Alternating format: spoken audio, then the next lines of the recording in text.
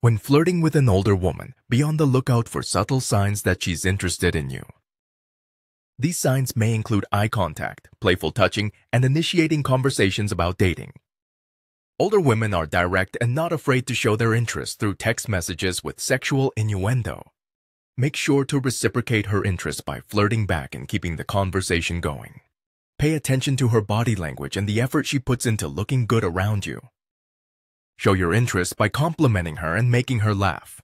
If she mentions other people flirting with her, make it clear that you see why she's a catch. When she helps you out, suggest going out together to thank her.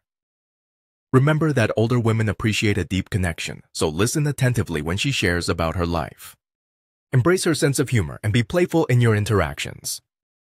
Ultimately, be attentive, show genuine interest, and reciprocate her advances to make a connection with the older woman you're interested in.